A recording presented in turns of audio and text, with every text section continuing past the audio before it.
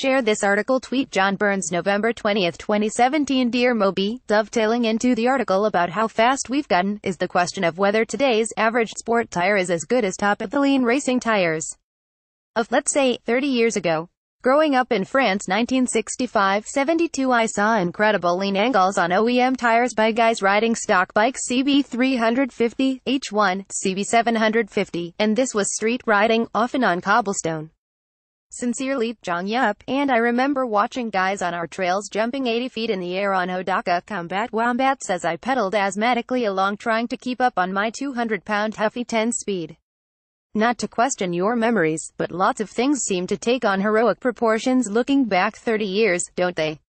Not that you're totally imagining things. Michael Wood on the Honda RC 166 250cc 6-cylinder. No doubt at the time they looked like incredible lean angles to a 10-year-old kid, and you may have observed Christian Saren in training, who knows?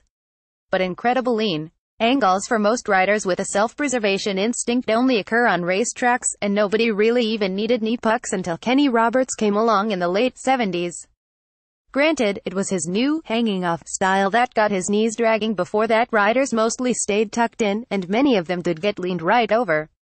KR's advantage was his ability to override the tires of the day, and slide the bike dirt track style without falling off. Knee on pavement is really nothing more than an evolution of steel shoe undert.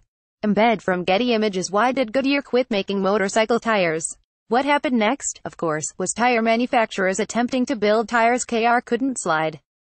The biggest tire innovation occurred when Michelin and Pirelli both came up with radial motorcycle tires in 1983. Freddie Burdett Spencer won the first Grand Prix on a 500cc bike with a Michelin radial rear tire and went on to beat KR for the 500 title.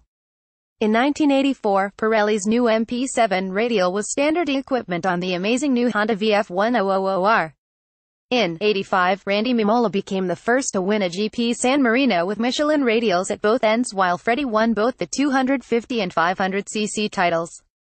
The radial undergoes less heat buildup than a conventional tire, which means longer life, softer rubber compounds, and higher cornering speeds.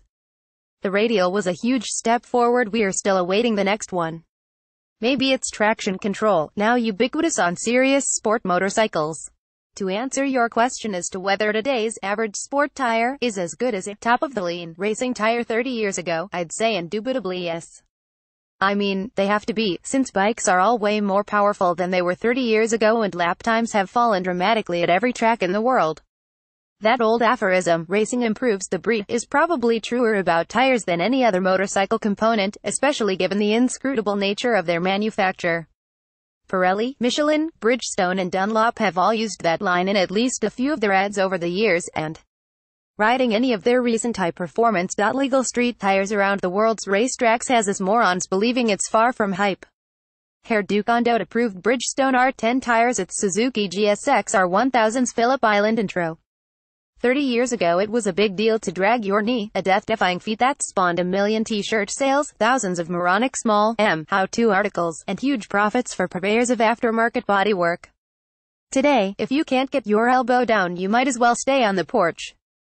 Sure, there have been huge improvements in frames and suspension, but the lion's share of higher corner speeds and lower lap times is down to where the rubber meets the road. Tires. I predict the next breakthrough will be VRCT, variable rubber compound technology.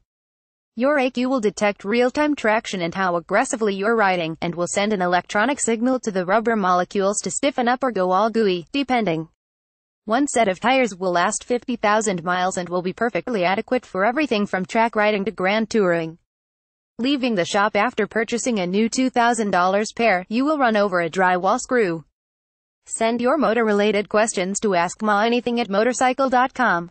If we can't answer them, we'll at least make you feel temporarily better by thinking you're talking to somebody who cares, even if we don't.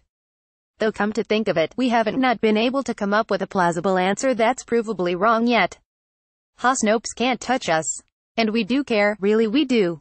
Recent Ask Mos: will I be shunned if I ride an automatic motorcycle? Say, what's that terrible smell in my jacket? Are inner tubes on big cruisers a bad idea?